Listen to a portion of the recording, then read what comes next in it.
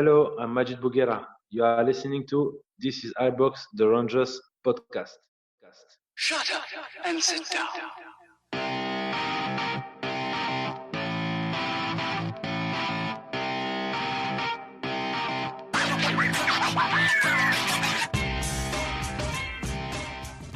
Hello and welcome to episode 7 of This is Ibrox, the Rangers podcast. I'm Martin Douglas and joining me as usual we have Willie, Scott and Tommy. How you doing, guys? Hi Martin, how you doing? Hi, Martin, how are you? And we've also got a special guest joining us tonight. He was meant to join us last week, but I broke the news to him about Dundee, so he left us at the last minute. Jordan, how you doing? I'm alright. I just a nice quiet week last week, so I thought Right, listen, obviously we were meant to have the pod last week, but we couldn't have it for several reasons. Biggest reason was I just couldn't be bothered. But Jordan, how's things going with you with the coronavirus and stuff like that? we're keeping busy. A lot of people said, how are you going to maintain the number of articles you write when no football, but Scottish football makes sure that's never a problem, isn't it? Drama after drama. So no, it's not that much has changed for us because a lot of your stuff's about features rather than press conferences or anything. So maybe just doing a wee bit of more interviews and historic stuff maybe, just until football's back. But no, it's gone all right for me so far. So it's a bit of a strange time, but hopefully we'll get through it. Well, if you listen to a wee bit of what's came out of England today, they might be playing games behind closed doors, but we'll wait and see what the SPL say about that. But I thought I would start actually on Yanis Hadji. Now, there was a report, and I think it was goal.com. Yes, my missus continues to make so much noise. Do you live in a haunted mansion? I live in a haunted mansion, is what I live in. It was goal.com saying that Hadji's agent had come out and said that he was very, very close to signing a deal with Rangers, Jordan. What do you know about it? So basically I know that that's not true. Essentially, I think Rangers are like the player and they've been impressed with him, especially his numbers. Maybe the stuff that we don't see. The analysis department, they've been impressed by him. He said to really like being at Rangers and he wants to be part of that challenge going forward and having the challenge of taking over Celtic and reclaiming Rangers' position at the top. So I think that excites him, and I think you've seen that he is one of those players that does seem to have the mentality to cope with the pressure at Ibrox. It's all right having the technical ability, but I think he proved against Braga that he has got the brain power to take a game with the scruff of its neck, and even if he's given it away a few times during the game, I don't think it phases him too much. He's still looking to get on the ball, so that may be to do with the fact that he's grown up with that pressure with his dad all his life. So no, I think there is like the will there to make it happen between both parties, but I don't think you'll be seeing anything happening on it anytime soon, just because obviously nobody knows what the market's going to be like when football comes back, because money's gone out the game now. People are just spending their money and maintaining their squad, never mind spending €4.5 million on activating a release clause. So I think once maybe everything gets back to some sort of normality, you might see some movement on it. But I'd say like both parties are keen for it to happen, but just not now. And that's actually quite a good point, Thomas. We spoke about that before, about player values and stuff like that, and we did speak about Hadji, and it's somebody we would like to bring. But I think was it 4 million was the agreed fee, so that can't really change, can it? Well, I think, and Jordan might have a view on this as well. It's one of the follow-up questions I was about to ask.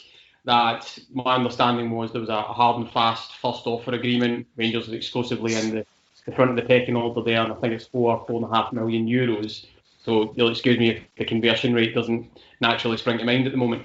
But I'm just wondering as well, Jordan, in your conversations, and it's a point you make there with money bleeding out of clubs and not a lot coming in at the moment, was there any indication that there's maybe other clubs in the background jostling to get ahead of that agreement that we've got? So I think there's definitely interest in Hadji. A couple of teams in Italy especially, I think that interest is definitely real, but Rangers do have, I think it was termed as an exclusive option on him. So if both parties are willing, then and Rangers meet the fee, then it should in theory be done. But I think it was also misreported when he joined Rangers about the actual fee that Genk paid for him in the first place. I think it was €9 million, and I think everybody wondered why are they offering Rangers, offering for half the money. But I'm told that it was closer to actually what is written into the clause for Rangers. So it would sort of them getting the money back basically.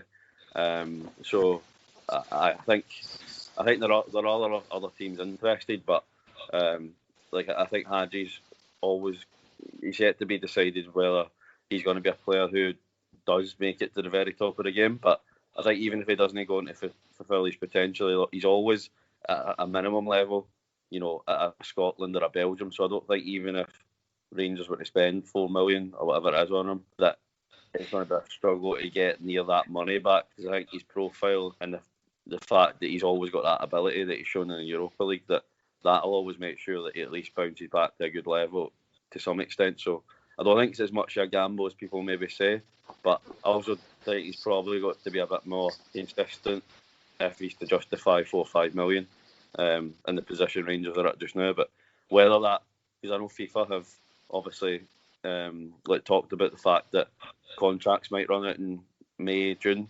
How does that affect players who will become basically a Bosman option?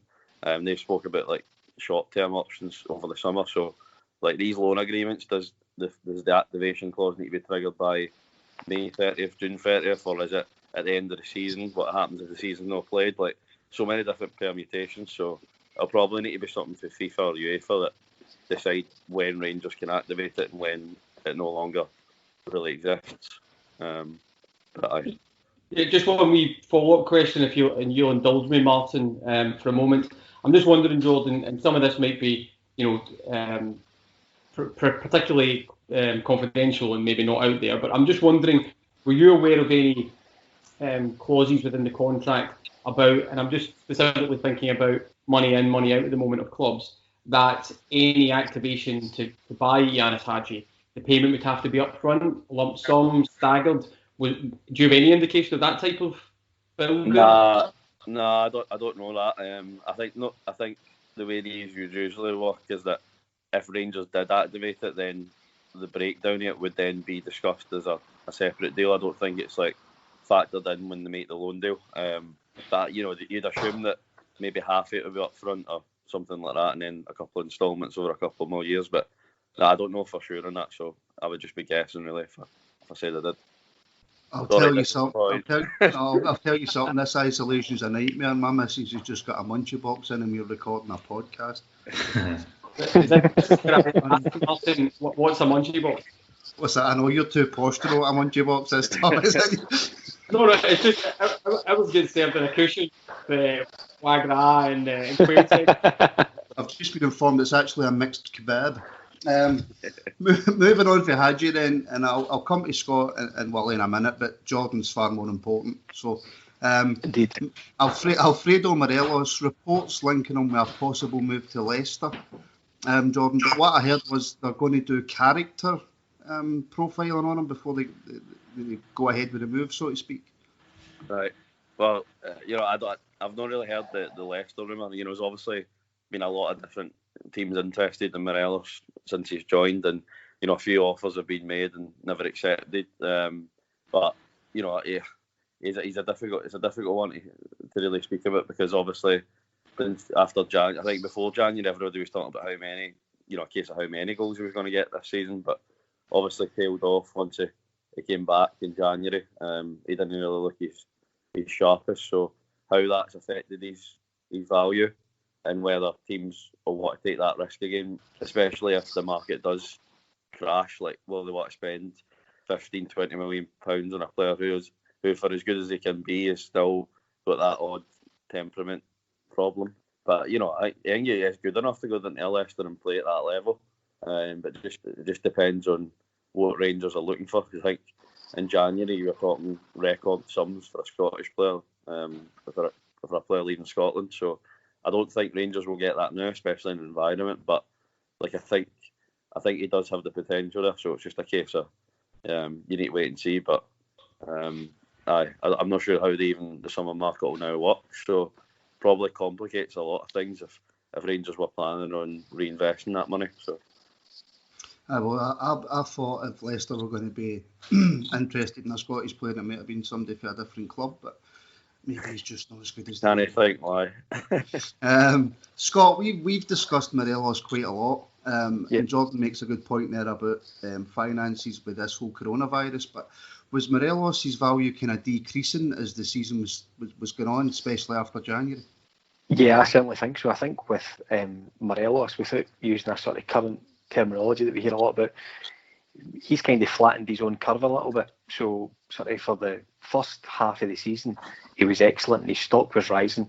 Jordan's quite right to point out just his value must have been sold to the extent some of the figures that were getting bandied about from towards the end of the year were quite exciting, a bit worrying in the off chance if one of them came in that was too tempting to knock back, despite Gerrard saying that he was going nowhere. However, since the turn of the year, it's kind of went downhill for him a wee bit. He's certainly not been in good form. Hasn't picked up the best publicity either. So, yeah, I don't think his value is anything like what it was towards the end of 2019, the trip to Celtic Park. It's certainly nothing like that as far as I'm concerned. We've said previously I would like them to try and hold on to him for another year if they possibly can. You just wonder how the current sort of state of play in football is going to affect how much money is going to change hands in generally. So he may hang about anyway. It'll be interesting to see what happens over the next sort of 3 to 6 months with Morelos. And I'll just quickly take that point to you, Willie, about either keeping Morelos or letting him go. Where do you stand on Alfredo Morelos at Rangers? Obviously with the disciplinary problems, he does bang in the goals, but when he's off form, he's really off form, and he showed that this season. Yeah, I couldn't buy a goal right now. But I think I'd like to keep him, but I can't see it happening, especially as the guy, like the rest of the folk were saying, with the climate, the transfer market and that as well. I think we kind of maybe need to get some money in, to be totally honest, especially kind of given the circumstances. So probably away. I think. Aye, probably. In short, aye. Right, well, we'll move on again, and this was something you mentioned to me earlier on the day, Jordan, and you sat in on, what's it called, webinars at youth teams. Just before you come in, guys, if you want to ask Jordan's any questions after this, because I've not done any research. So, Jordan, if you want to just let us know a wee bit about what you sat in on and what it was like and stuff. Aye, so basically since the whole coronavirus has obviously stopped the academy players playing, like Craig Mulholland and Ross Wilson and all the different coaches have come up with different ideas to try and, make sure that the boys are still getting properly trained when they're at home. So, like, they've brought in loads of things like, different things like balls that's on a string and it replicates passing it off a wall and all that sort of thing. But the webinars are quite an interesting concept, I think. So I think they must have had 6-7 coaches. So Murray, Kevin Thompson, Wilson, Mulholland, David McCallum, they were all sitting in it. So I think the fact that every single one of them are sitting in these webinars is quite good. So basically the boys will get the camera set up, and on the Monday they're sent out a maybe half an hour long video. I'm not sure how long it is, but it's basically like clips a load of different age groups from the first team, development squad, 18s, 16s, all the way down, and it's working on the Rangers, the game model they call it. Might sound fancy, but basically just the style of play that runs throughout the club. So then they'll pause it and he'll bring a couple of the boys in and ask them what they're thinking in that moment, and they'll discuss, what they're looking for the players, basically. So just trying to try and ingrain those things in their mind. I think I got a shock when I joined in. Who's a suspect character in the camera?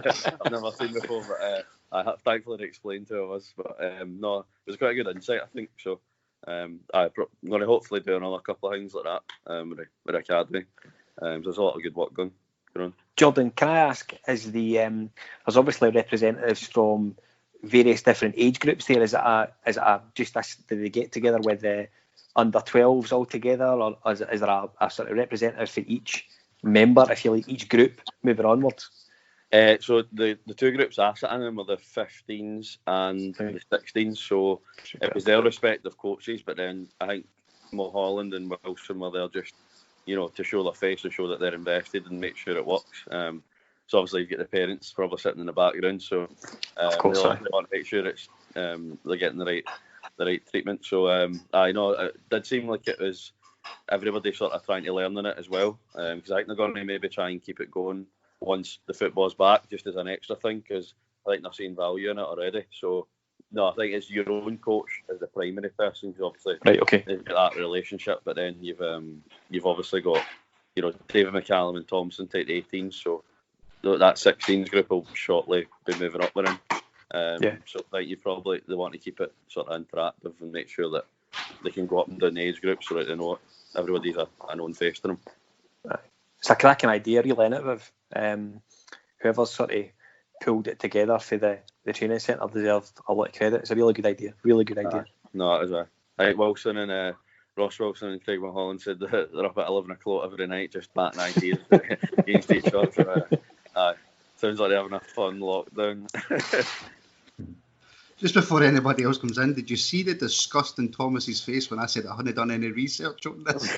He was raging. I tried my best to hide it, to be honest with you. But, I should only do that for VIPs, to be fair. I don't think I'm driving a bus all day. Brilliant. I'm just going to let it slide. That's it. Move on. I should point out as well, I know that Scott in the corner of my screen here is still rightly chuffed with himself for polishing that gem of flattening the curve and getting the conversation. So, yeah, okay, kudos to you as well. So, there's your hashtag. Yeah, there we go. We're flattening the curve with this conversation, I'll tell you that. So a couple of, and well spotted, Martin. I was fairly disgusted, mate. A couple of things actually jumped off the page when I did read the article and do the research. I hope that just can I just say I hope that wasn't just a free trial. I'm just going to pretend you cut out there. Right, I was quite surprised as well, and you've touched on it. I was quite surprised to see Ross Wilson in there, but obviously he's just, there is a kind of touch point and overseeing, making sure it's working. It'd be interesting if you're seeing these types of webinars from other clubs, if you know that anybody else is doing that for their age groups. But also, there was a line within the article that was saying that there was a joke at the start about Kevin Thompson looking, tired because he's doing the welfare calls. And I'm quite interested. Obviously, the webinars are one part of a kind of matrix of keeping the players identified with football, also seeing how they're coping. Is that something that we're actively working on as well? I know. I think definitely like that sort of making sure that the players are obviously just kids, making sure that they're still feeling okay, because obviously they've been used to such a regimented schedule for God knows how many years. They're in the 16s, could potentially been there for 6-7 years, so probably quite a strange time for them. So it was something Mulholland said at the end of the conversation as well, was that he was saying to the kids and the parents, like, if you need, I think they've got a mental health nurse as well, and they've got a player liaison officer as well for the kids. So I think they'll make sure they've got that security network behind them, that if they need anybody to talk to them, that they've definitely got somebody. Kevin Thompson did look absolutely drained by the time he came on the call. So they'd done 29 calls, so I think he's used to that sort of thing. But no, I think they're trying to keep in touch with him as regular as possible. But something as well that I think the first team have built on as well in terms of the liaison officers. So I think since Gerard's come in, they've definitely strengthened that department. But don't know how many people it's by. I think by a couple, I think at least. So like the woman who deals with the foreign player signing, helping the flats, and I think she's been really busy as well during this period, because obviously they're training, using Strava apps, and Jordan Nelson keeping in contact with them regularly to make sure they're keeping occupied and keeping fit. So I think that side of things is definitely a joint up approach for the club. And also in the description of this pod when it goes out, it will be special guest Jordan Campbell and his missus. She made a wee appearance there, switching on a light. I thought, wee wave would have been.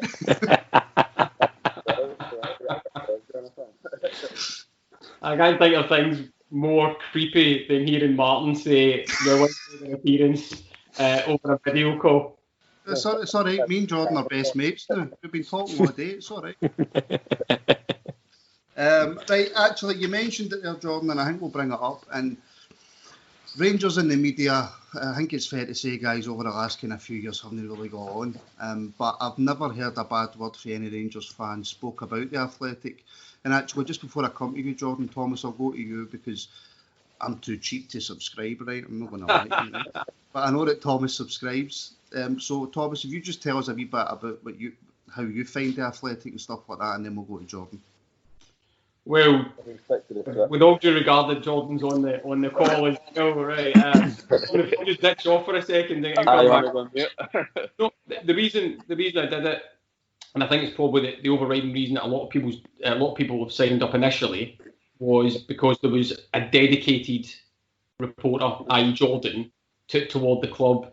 And then when you see the articles, they're fair-minded, they're well-researched, they are thought-provoking, and they're not sensationalist. And I think that's probably because it's a subscription service. They're not trying to drag people in with clickbait and mainstream media. I'm looking at you when I say that. And then on top of that, you get access to a lot of other, articles about, everything. And then you've got the podcasts, the videos. I think the Athletic, Jordan, you can keep me right here. It sounds like I'm writing a press release for the Athletic, but they've just purchased Tifo Football that do the YouTube videos, the animated ones. So that's now part of the Athletic stable as well. So for what it costs, I think it's real value for money. Checks in the post, Jordan.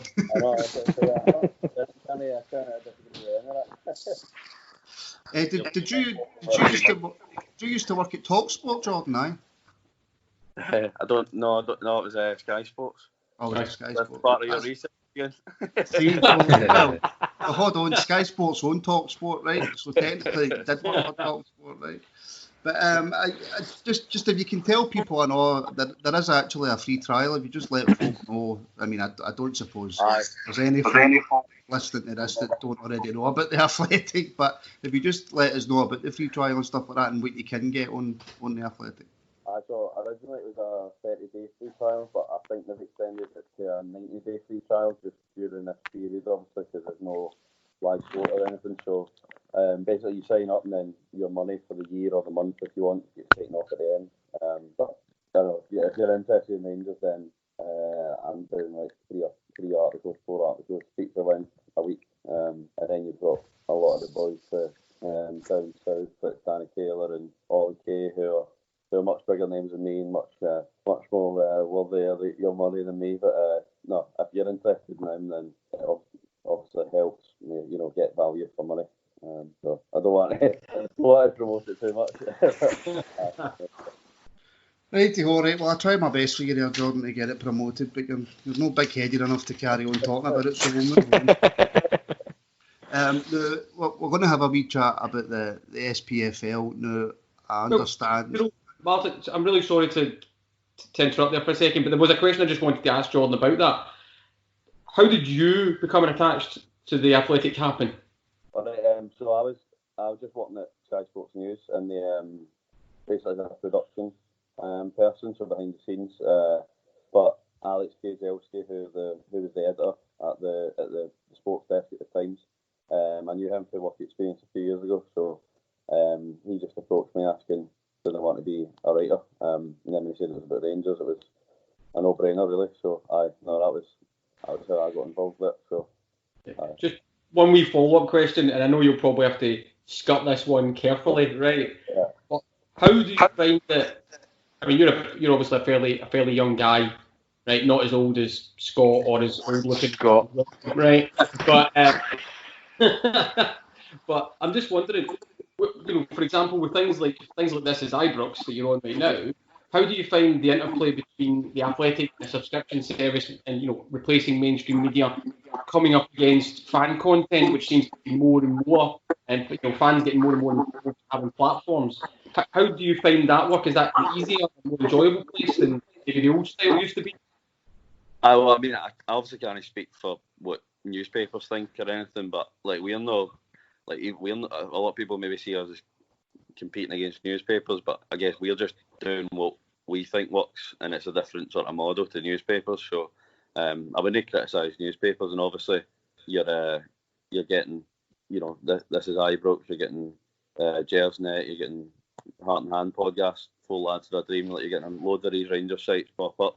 Obviously make my job a wee bit harder, but no, like I think it's good because everybody can do it now. You know what I mean? You don't need to be qualified in anything. You don't need to call yourself a journalist. Anybody can do it. So as long as you're capable of getting Madrid Beguera on a podcast, so why would you know want to put it out there? So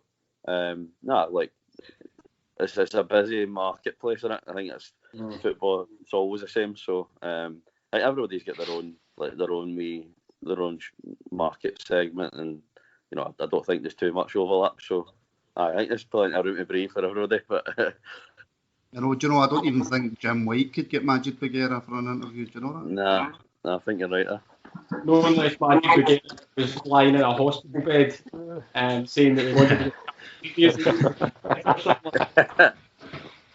Oh, right, guys, listen, we'll move on and talk about the SPFL now. Like I was saying before I was rudely interrupted by Thomas, which is a weakness. My apologies, Martin, my apologies.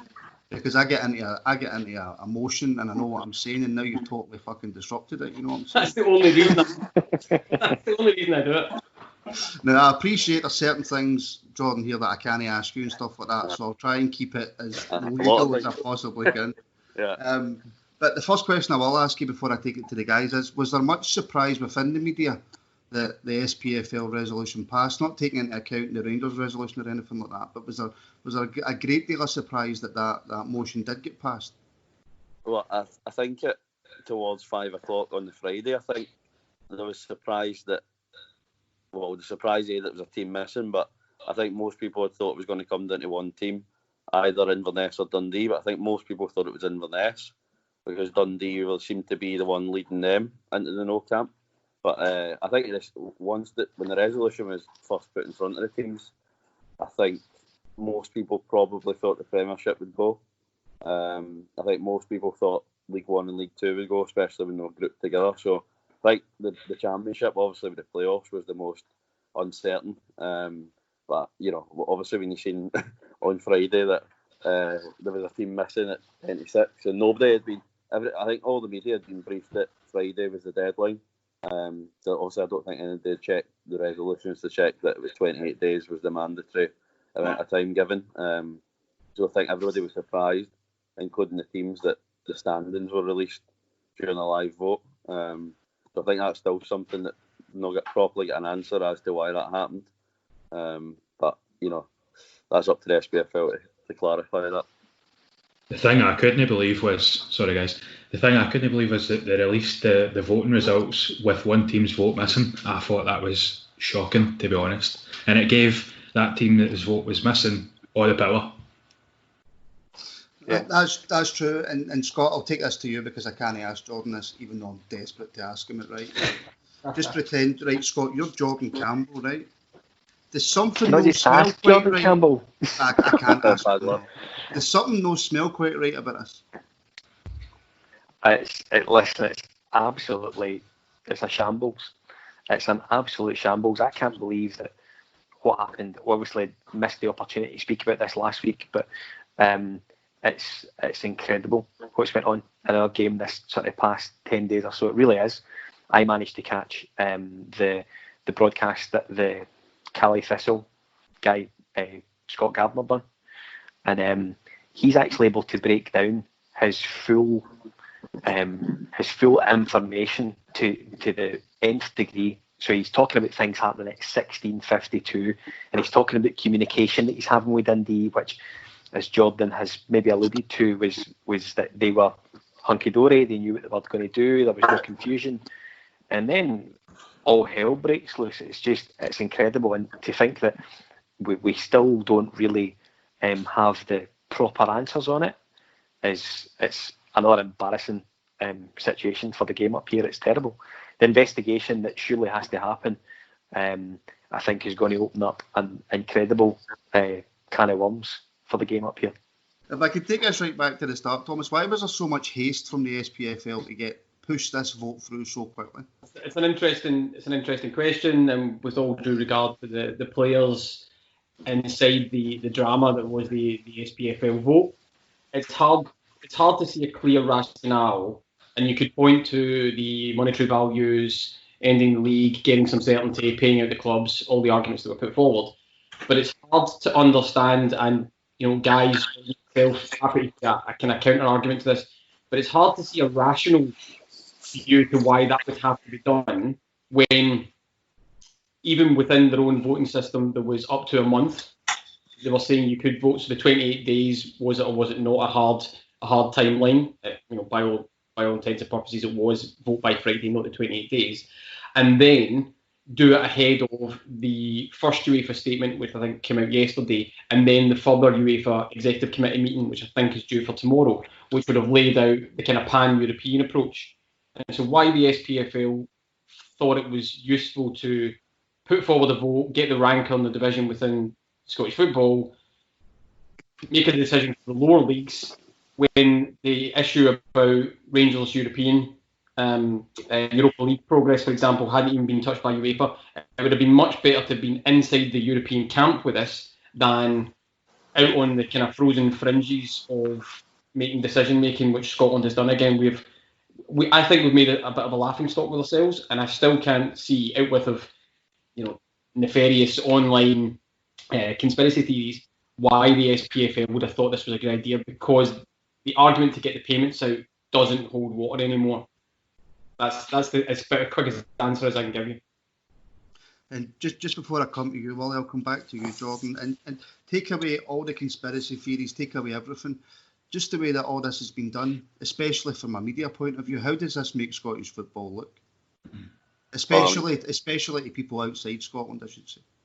Yeah, well, I mean, I don't think it's farcical. I think for us being inside Scotland, I think people that I've spoken to outside of Scotland maybe don't know the exact details, but they know it's been a bit of a shambles, the process.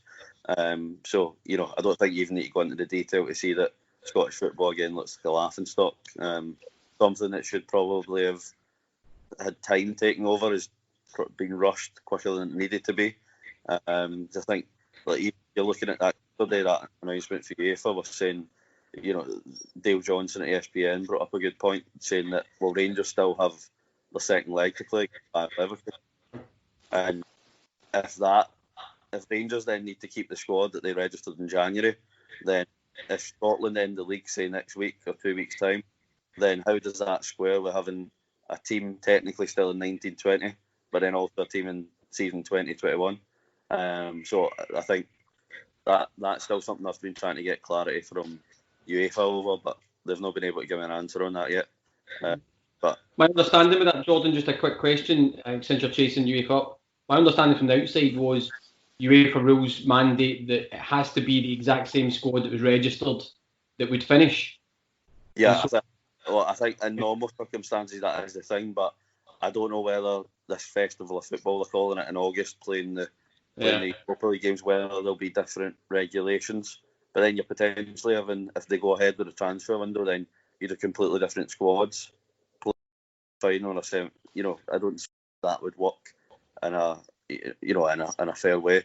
So I think that's one of the things that I don't know whether the SPFL did consider that. I know there was six different options written down and explained briefly in the resolution handed out to the teams, but Anne Budge said herself that she found the sixth option, which the one they voted on, the wording was different in terms of it was clearly the SPFL were trying to push it, and I think Les alluded to that as well when he was on Sports Sound. But again, one of the I wrote an article on that last week saying the questions the SPFL still need to answer, because they never, when I put it to them, never answered me. So I think you need to explain why Hearts and Rangers, why their proposals were rejected, rather than just one line. I think they also need to maybe explain why loans were seen as plausible, because I know Leslie said that loans could be made available, but due diligence would need to be done. But the money was already sitting in the SPFL, so I don't know why, if a rule change is needed, this is what Partick Thistle legal advice said as well, if a rule change is needed to write needed to bring the season to an end, because that's not within the SPFL powers until all 38 games are played. Then why only a rule change would be needed to make the end of season payments, paid out whenever they like. So that's something they probably need to explain. But whether an independent investigation happens or not, obviously remains to be seen. But I don't think we're near the end of this saga anyway. Not at all. No, Sorry, on you go, Mark. No, on you go, Thomas. You're smarter than me. Well, I'm certainly not. Maybe just a wee bit louder at the moment. The only question I was going to ask was just to bookend to Jordan. Is there any noises that you're hearing about where the SPFL are maybe thinking about this independent investigation? I know Murdoch McLennan had made a statement in public saying that they'll do an internal investigation, so no issues with mentioning that. But I'm just wondering, is there any sort of sea change behind the closed doors about the need for a public independent investigation to clarify and clear up what has obviously damaged the SPFL's public image? Well, not that I'm aware of just now, but I think if Rangers are going to push it, then it will require support from a number of clubs in order for that to be something that happens, because I think obviously it's a members-run organisation, so they would need a fair few to come out and say that they want it as well. But again, it's probably something you probably see come to a head sooner or later, I think. Obviously Rangers said they're keeping all legal options open, but I think they would rather an independent investigation just now. Yeah, well, see, Thomas just stole my question for Wally there. So, unfortunately, Wally, I don't have a question for you, mate. I'm going to have to. I apologise for that. I am just enjoying this conversation, to be honest. I'm going to go straight back to Jordan again. And Rangers have said that they've got evidence to suggest, well, we don't exactly know what the evidence suggests, but do you have any knowledge? I'm not asking you what the evidence is, but do you have any knowledge that Rangers have the evidence? And if you do, is it good enough to do what Rangers will obviously want to do with it? Well, I mean, that's Rangers' stance, is that they have the evidence, but obviously you're at a bit of a standoff just now, with the SPFL saying they need to see the evidence before they open an investigation. So I think, again, if an independent investigation is opened, then you'll see whether Rangers do have the evidence or not.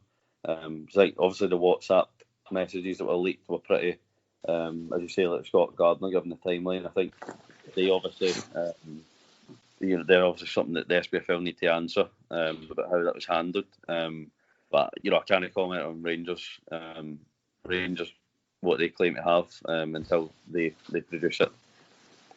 You'd like to think, with them going on record in the manner that they have done, that they've got TNT somewhere. Simple as that. They certainly have something that they're quite happy to keep up their sleeve until this investigation is announced, and I hope they keep it up their sleeve until they're ready to release it. I believe they'll have something that will probably be quite eye-opening, without having any knowledge of what that could be, certainly. But I don't think they would have went to the lengths that they've went thus far to park it and just go quiet on it. They must have something. I think Douglas Park, or Rangers anyway, released a statement asking about the whistleblowers and that as well, and wanting kind of to see what was going to happen with them and where you were going to kind of report that to. I think that's all kind of Rangers are trying to find the structure, so to speak, where they take it to, because obviously they don't want to take it to the guys they're trying to get, away from the office kind of thing. And Thomas, if I could just put a quick point to you, if Rangers don't have the kind of evidence that they say they have, Douglas Park as interim chairman, not only will it be egg on the face, but could that not possibly be the end of his chairmanship, if you like, then if Rangers are bluffing?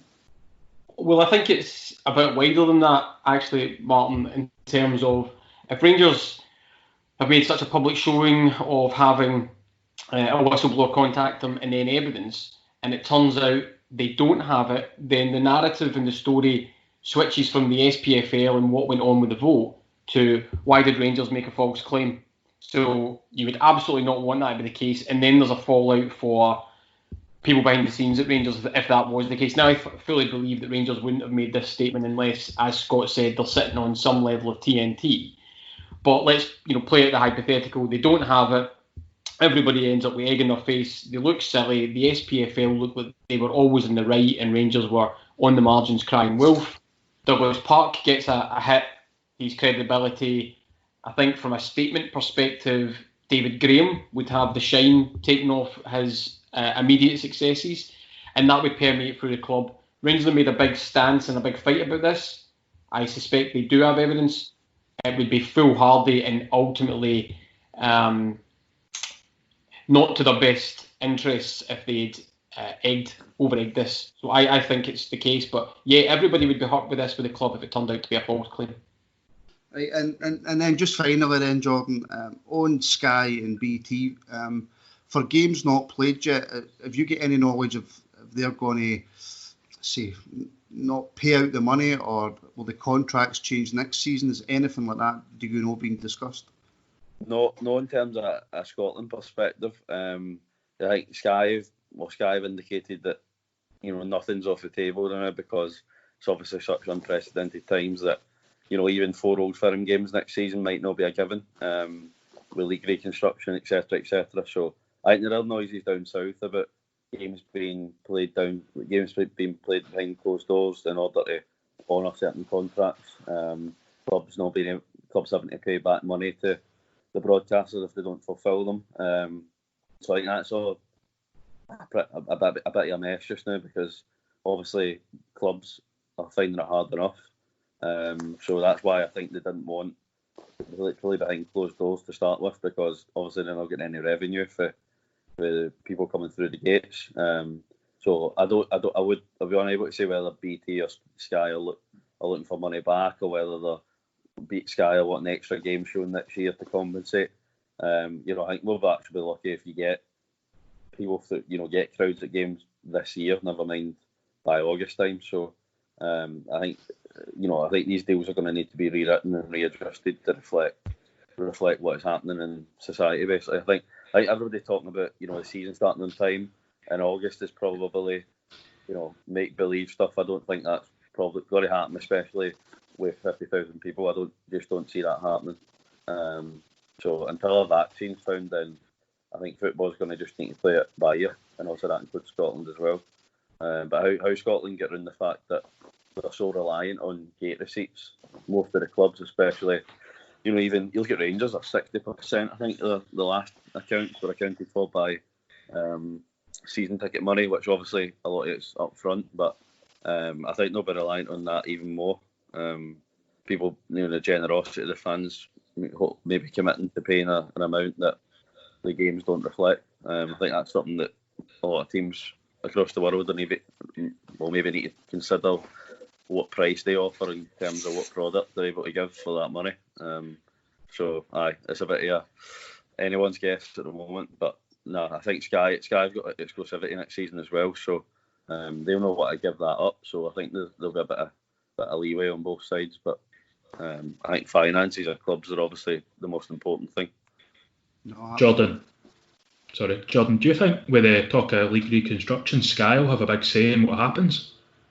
Well, I mean, they've got a major stake in it, so I think Sky will be heavily involved in the talks, because they expect 4 Old Firm games, because whether people like it or not, that is the thing that brings in viewers. It might not be the worldwide global event that it used to be, but it still is the main thing that they can sell. But then I think if you get a 14-team league, you can still manage that. But 14 teams doesn't keep Dundee happy, or a lot of teams happy who have been pushing for that. So then you talk about a 16-team league, then you've probably got to lose 4 Old Firm games. So unless they come up with some really really strange structure, which is even more convoluted than a split, then I don't see how you can maintain the 4 Old Firm games and keep Sky happy and keep all the clubs happy. So somebody's going to have to lose, whatever scenario it is. But it's probably just about keeping most people happy, and especially the people who get the most money. Absolutely right. Now, Jordan, I know you need to go, bud, so I'll let you go and we'll carry on. But listen, thanks very much for coming on, and don't be a stranger. No, pleasure, mate. Right, lads, if we just kind of finish off, then we'll have a wee chat about the league reconstruction, and Scott, I'll come to you first. The reconstruction committee was announced, and was it any surprise to you that on that reconstruction committee was Partick Thistle, Hearts. Who else was it? Hamilton. Hamilton. No, not at all. It's the thing that probably was a wee bit eyebrow raising was the amount of statements that Mrs. Budge chose to make after it. So kind of, we'll throw you in, we'll give you this, we'll give you that. But she kept on putting out statements that were almost just going against everything. They knew the situation that they had effectively put themselves in. There's clearly not going to be any relegation this year. I think that's the main thing I've taken from this whole sort of scenario, and Hamilton and Hearts been thrown in to lead that group of people. I know it's mental. It's mental. And Willie, there's been a lot of discussions about should it be a 14-team league, a 16-team league. For me personally, I look at the example Germany showing. It's 18-team league, 34 games a year. But I think we discussed it when Jordan was on. Scottish football desperately needs 4 Old Firm games a season. Yeah, absolutely. I think they probably have to come up with some sort of unique split. Maybe I think in Belgium, I think they've got like a kind of Champions League, like European split, where I think it's the top 6 teams go into their own wee kind of split to play each other in a couple of round of games. Maybe they could come up with something like that, I don't know, but that's a bit of a mess, isn't it? Thomas, do you know many people who are a fan of the split as it currently is now?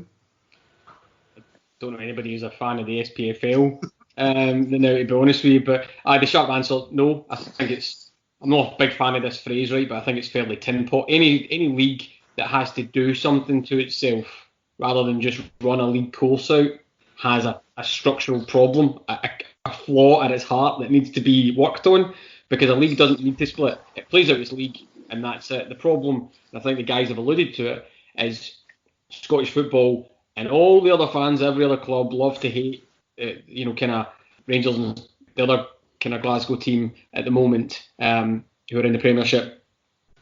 But they are the biggest drivers. They are the engine of Scottish football. And so when a broadcaster like Sky or BT Sport come along, it's how do I guarantee my 4 games? So I think I've said this to you guys before. I look forward to a mini league at the end of the season with Rangers and Celtic playing, best of 3, or bringing back the Fells Cup, or a game of Chippy doing Edmondson Drive or something like that, with a 6-hour build-up. But they can't get away from that. So you have to guarantee your 4 games a season, and then you have to play the league out. Your 4 from games a season, then play the league out. So, league reconstruction will only get you so far in the moment, but it'll do enough to satisfy Anne Budge, because you can bet your bottom dollar don't go down. I think for as well, I mean, I know what I sort of think, but you just don't trust them to get it right. It's as simple as that. You just don't believe that they're going to get this right. They can talk, and they'll have meeting after meeting for the next 3-4 weeks guaranteed, and it'll go nowhere. And you just know that the end result is not going to be something that is going to be desirable for the game up here. Fact.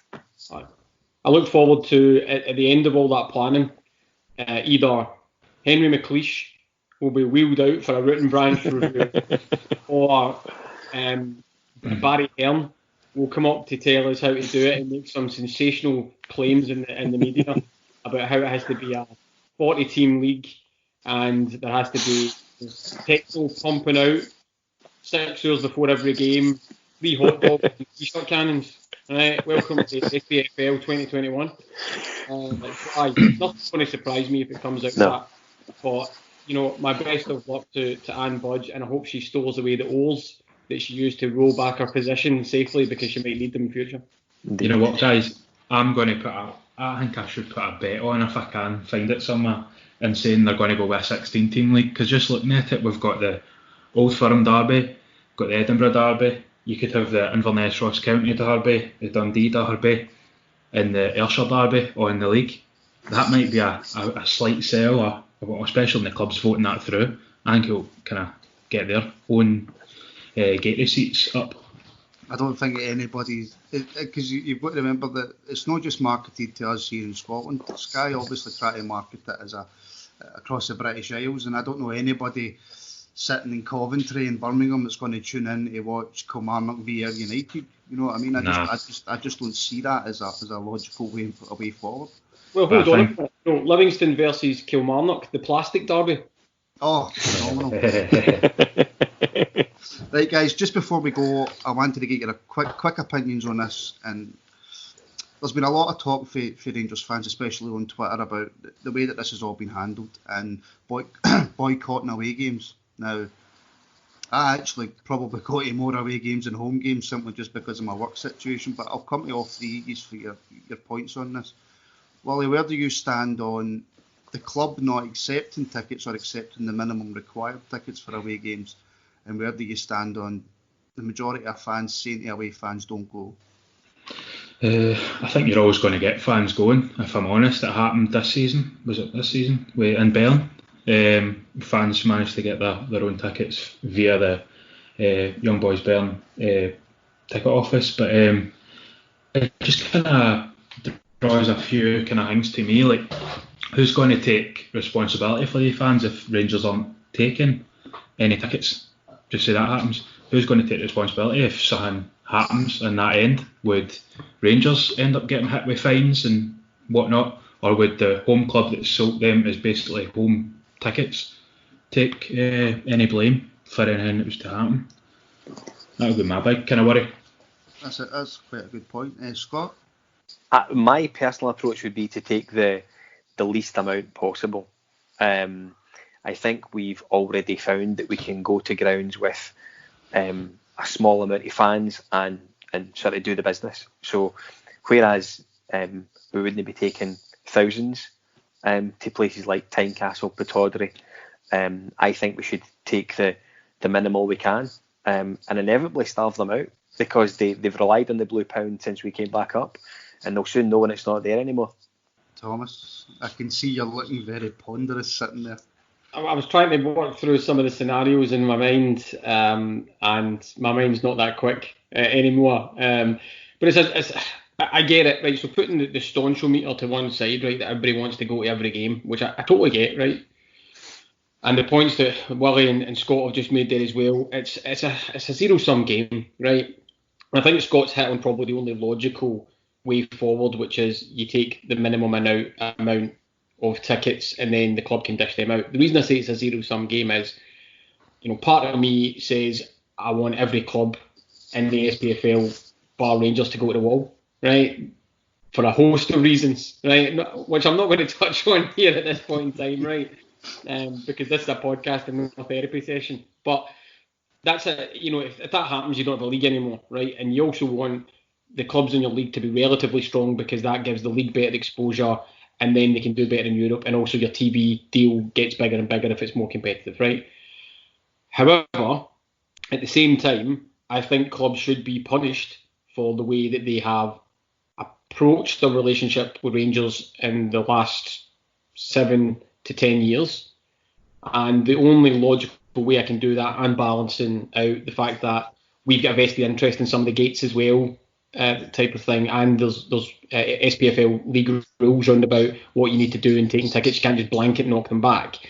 Then you take your minimum, you dish that out, you satisfy the core of the fans, you satisfy your minimum requirements to the league, but ultimately, as Scott says, these clubs don't get the huge investment of the blue pound, and so they do feel a wee bit of the cane from us, which is right and proper in my mind.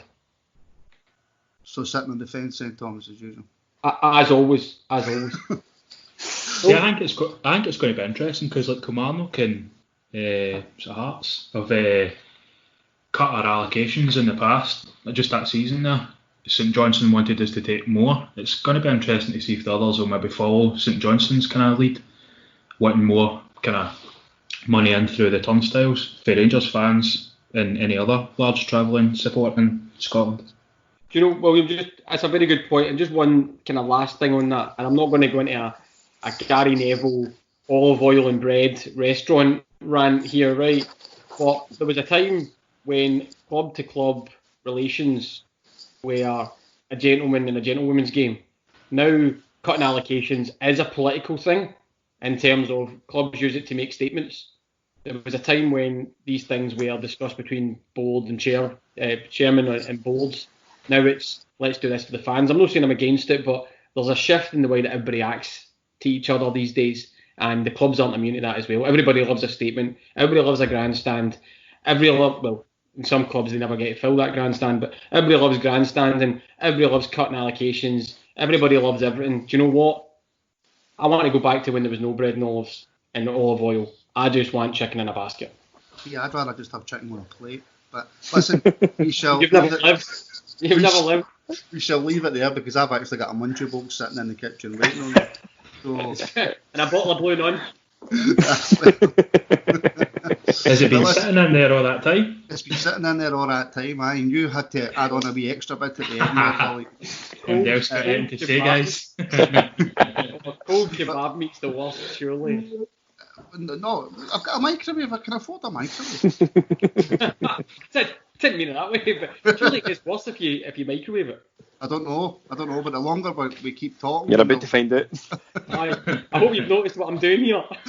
I do have a host of questions. Right, guys, well, we'll leave it there this week.